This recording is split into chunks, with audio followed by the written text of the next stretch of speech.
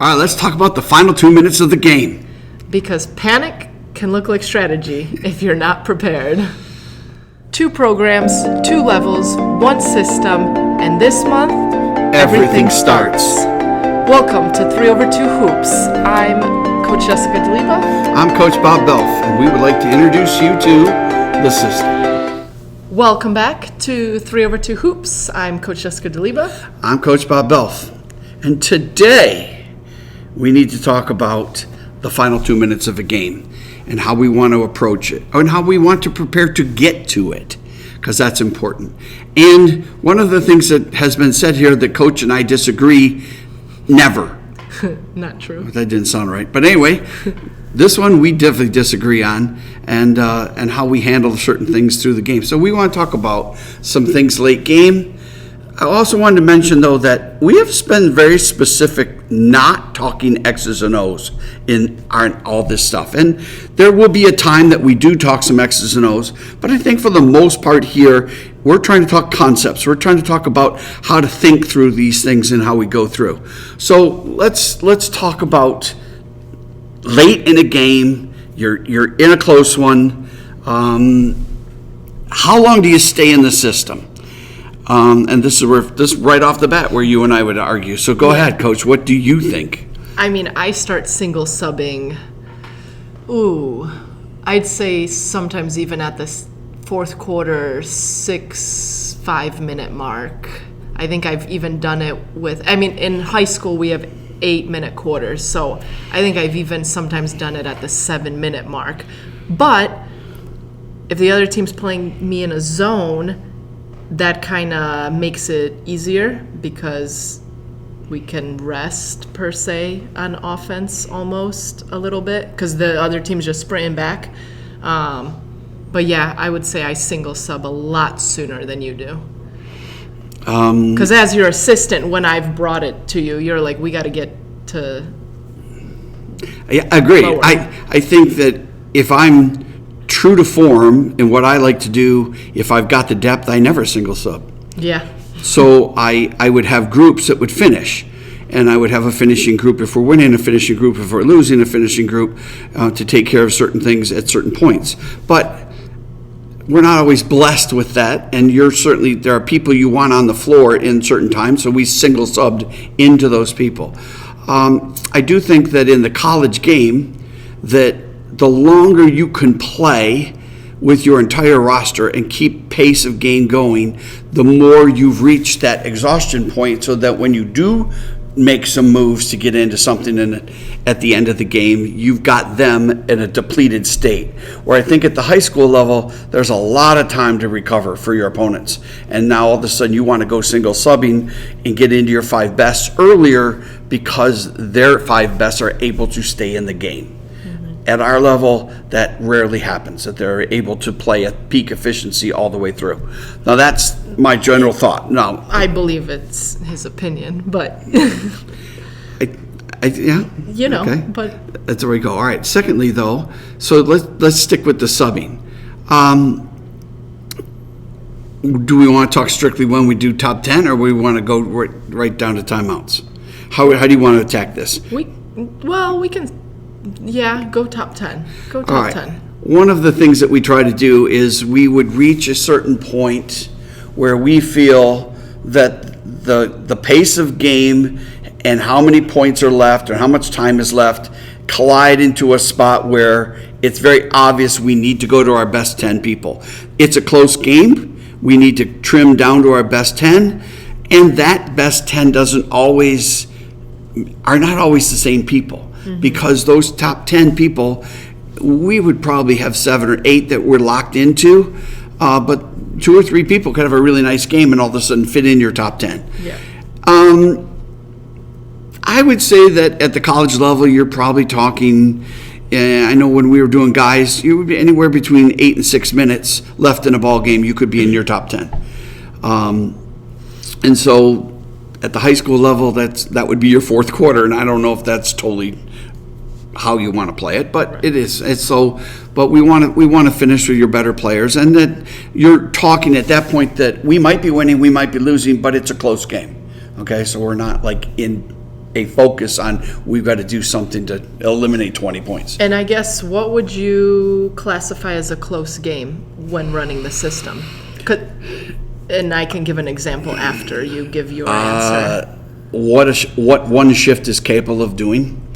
So you could be down 6 to 8 to 10, and you're still in a close game. 10 would probably be 2 shifts, have to back it up, but we kind of looked at it as one shift, is what that could be eliminated on a full shift. And your thought? Well, the reason I asked was because we were in a close game, and we were down more than, I think it was around 10, and we ended up scoring 7 points in 40 seconds.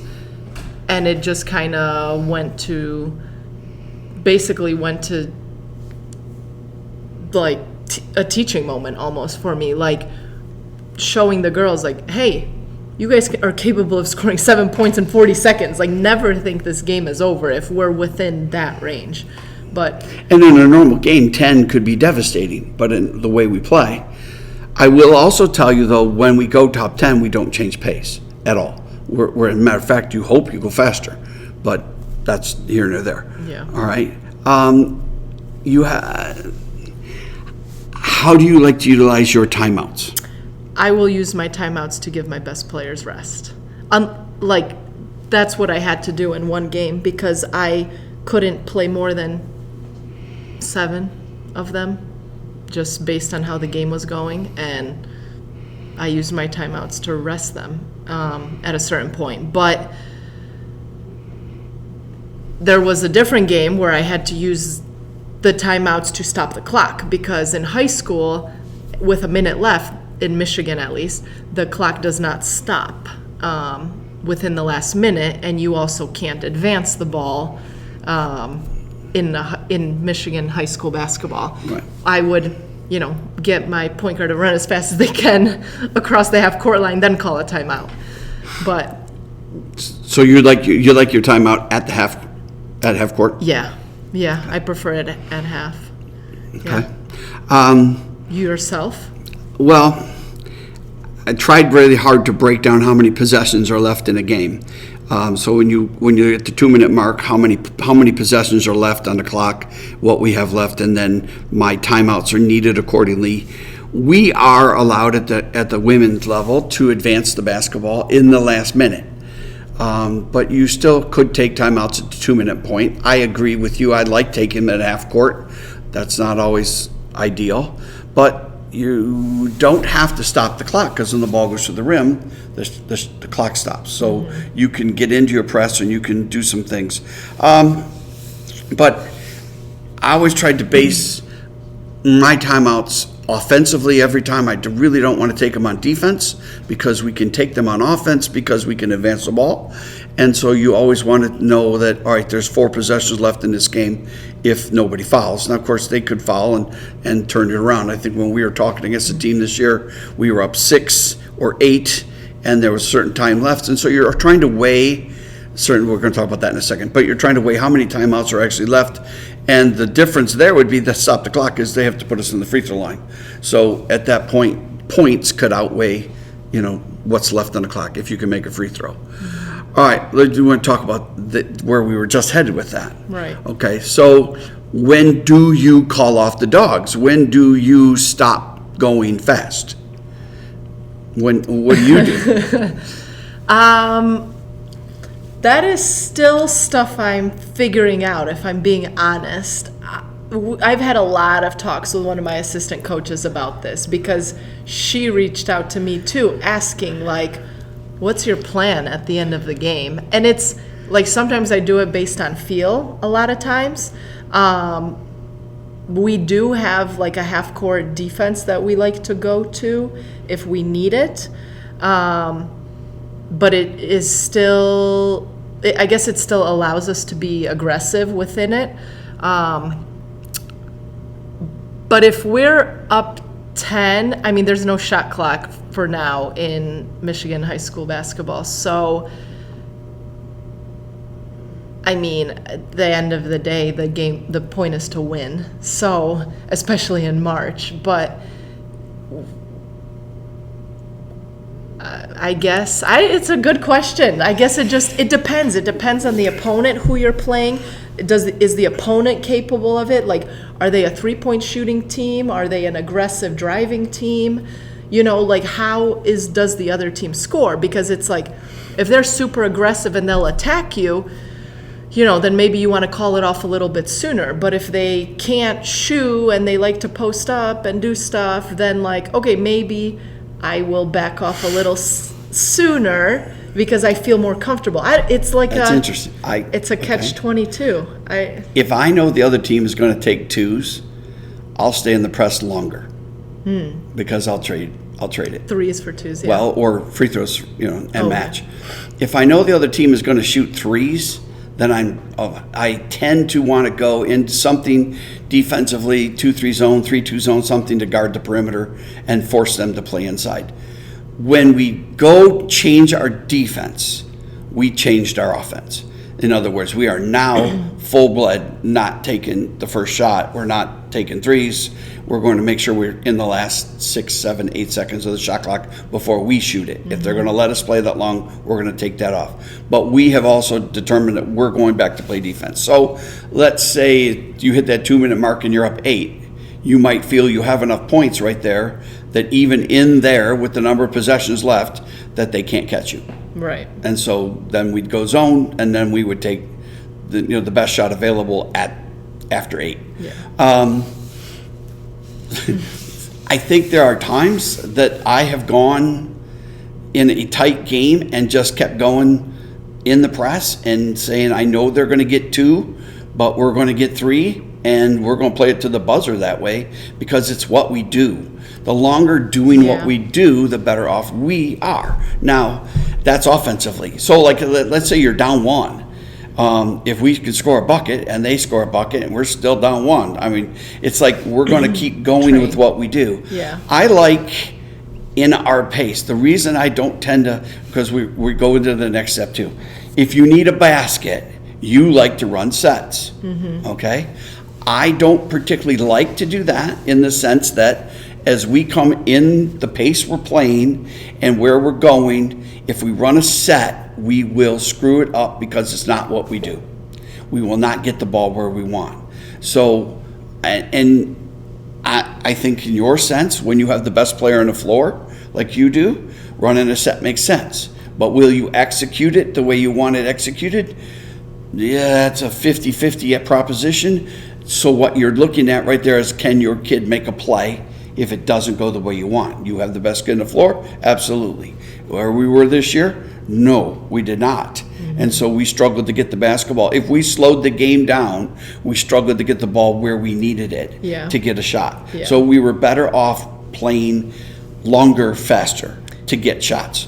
Not always good ones, but we were getting shots. And that I think it fits your team, obviously. Right. It fits your team. Like, as we're looking at certain things, it's what can this team accomplish? Where are they going to go? Are we better off trading back and forth?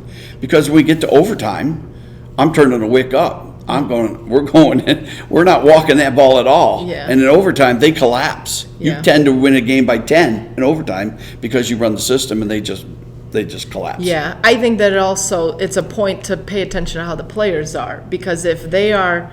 Well, you single sub, so they're all dying. That's not if I see that the other team is dying. Exactly. Then I'm not. I'm still keeping exactly. it. But so it's a read all the time. Yeah. I don't mean to cut you off. I'm sorry there. No, but it's a read all the time as to how they're playing and what you're capable of doing and how they're trying to attack you. So if it's going to get in a battle of, can my kid score and your kid score, I'm trying to create the best situation for my kid to be doing what they do and where they get it. If I need a shot, I find, and you and I have talked about this, and again, we may disagree on this, I would prefer to come to my kid and say, I want you to have the basketball. What do you want to do? Now, we've discussed this in practice, so this isn't anything we do on the fly. But I'd say, Jess, you got the ball. You're going to get a basket. Where do you want it? What kind of help do you want? And we're going to get you the basketball there and let you play. okay, because that's what you're comfortable doing. And so you love the mid-range, you personally, so we would clear space and let you play and then give you outs to get it back if you give it up. And so I think certain people, certain players can roll with that. But I think at the same time, it takes away the other team's ability to shut down your play. Okay? We just played, and now you know where the outs are, and we can create shots. Doesn't mean you're going to score a winning bucket. It means you might be giving it up to someone who does. Hopefully you make the right decision on that call. But I think at the same time, I'm putting the ball in your best hand. I'm putting your ball in my best hands of my best player where they want the basketball. That increased my odds of getting to the free throw line or getting where we want to go. That's just kind of how I like to look at it. Now, if I were to say this team at OCC that we just had, I don't know if I could answer those questions. Like, we were best off to stay swing, and throw it right down to the block because that was our best option with that team. I don't know if I have a person to say, go get the basketball and do something. So I think each team, you flow with each group. You might have 2 or 3 people. I'm not real big at decoys, but I am big on that if you get double teamed, that we set something for the second kid up if you see a double team. And then we'll cut out of that double team and see if we get it back to you. So then what do you, like, let's say this hypothetical situation, do you prefer letting them score and get the ball back? Or would you rather put them on the free throw line? And you mean like at the end, if I'm going to foul, that kind of stuff? Yeah. Well, I've had a lot of conversations with that, but I would tell you this: if the game gets tied, I want the ball. If I'm down 1, I might want the ball, and I might put you on the free throw line to get the ball to do that situation because you trust what you can do. I think a lot of times teams lose games because they're trying to stop the other team from scoring, and I don't like putting it in their hands. I'd rather put it in mine. It's a gamble, and it looks pretty stupid if you do. But I think there's a lot of times you're like, I think I'd rather have the ball. So I think we play late game that way. There is a point of being silly with a steal opportunity and putting yourself out of position. We still want to play structurally in shape and making sure we are where we need to be. We need to rebound the basketball well at those points. I get it, but we're going to probably not be trapping at that point here, but we could be. We could be based on how it goes. But again, you're going to kind of play each game a little different on what they're going to do. I'd love to throw the ball into somebody who can't score and foul them and say, we're getting the ball back. It's ours. And then we take time out week in advance. That puts us in a nice spot. That's something that other teams can't do. So then how about if you have a bigger lead then? Because right now we were talking about having a close game. So what about a bigger lead? The one thing that sticks out with the bigger lead is that your kids tend to act like this is over. And we blew a 20-point lead this year at one point, and it was our inability to score the ball that cost us that basketball game. And you can't stop doing what you do. At some point, yes, you put the brakes on and say we're going to do something, but we never got there with that game because we couldn't score when it mattered. I think players get very relaxed. Exactly. And then we slow down. And you forget that, like, as quick as you got the lead, it can disappear. It can evaporate. Yeah. But you have to remember why you got the lead. You got the lead because of what you were doing and the way you were playing. Right. And as soon as you change, you have put yourself where we're not doing what we do best. So that was hurtful right there, 20 points. But and I think we learned something from it until we did it again, but with 11. But that's another story. I think again you're kind of trying to. I know when we got up 34-5 on one team in the first quarter, the natural thing is to relax. In the second quarter, we let the other team right back in the game, and.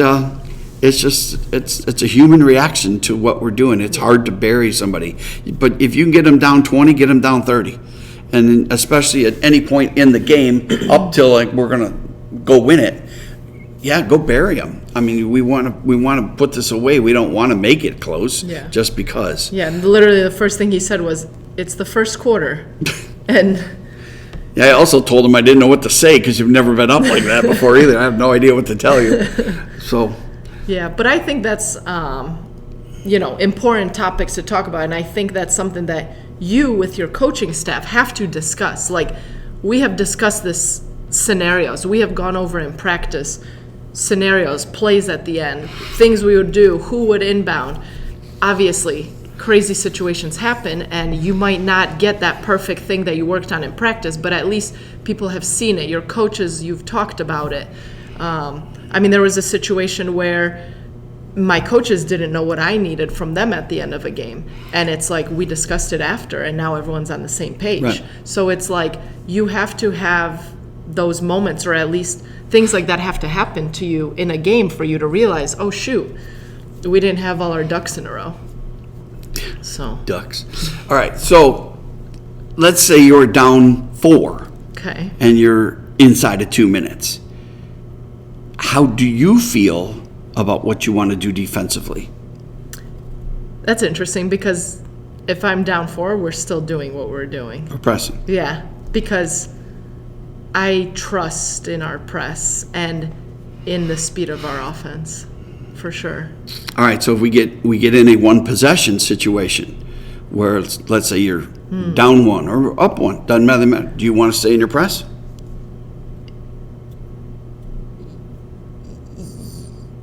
If we're down 1, then yes, because we need the ball back.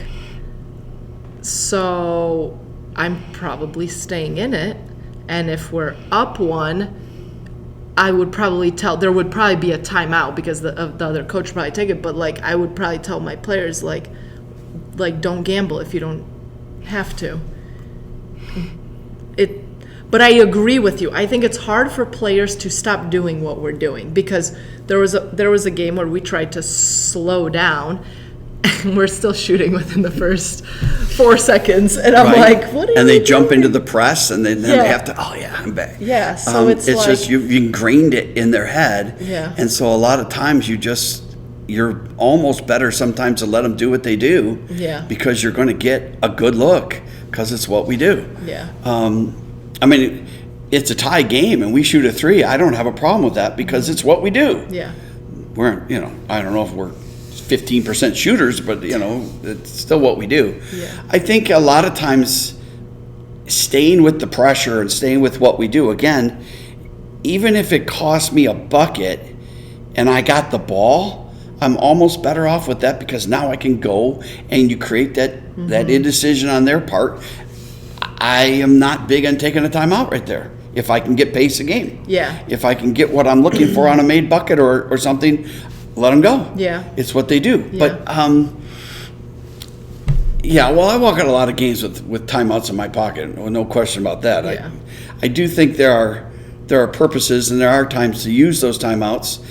We were in a timeout, 42 seconds left or something, and I don't recall exactly what the score was, but it was close. But I wanted to go 2 for 1, and all my kids are looking at me like, what?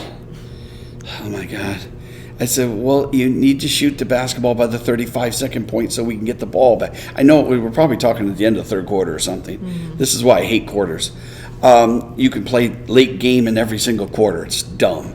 But I wanted to play 2 for 1 to get 2 shots to their 1 with the shot clock. Mm-hmm. And they didn't grasp that at all. Yeah. And so there was another teaching moment that went on. Or you're 3 or 4 times, or you're trying to get certain situations, like because of the quarters, we could be in a foul situation where we could do something to foul and stop the clock, and it doesn't hurt us other than the personal foul, and we're not in the shooting bonus yet or something. And so a lot of times you can do weird things with quarters. For sure. So it does more than anything else. I think it comes back to your philosophy of how you can get points, how you can get shots, what you and your staff are comfortable doing, and evaluating your team as to what we're best doing. I've had teams that, yeah, they go back 2-3 zone and just pack it in, and all of a sudden everything's a brick, and you look like heroes because you know they follow you when you go out making free throws. Yeah. But I've had other teams where we're better off just staying in the press and putting that one kid in that can shoot the crap out of it, and she puts up stuff that you're like, oh my, and it goes in. Yeah. Nice shot. But if you have any questions on, the final 2 minutes, we can be sure to answer it in the comments below. We'll screw you up, sure. No. No, we're supposed to be the experts Oh, here, we're Coach experts. Bell. Oh, yeah, experts. But in all seriousness, let us know if there's anything more that you want covered with that. Even shifting at the end, anything we talked about in the beginning of this conversation. And if you haven't liked and subscribed already, what are you doing? So like and subscribe, leave us a comment, and follow us for more.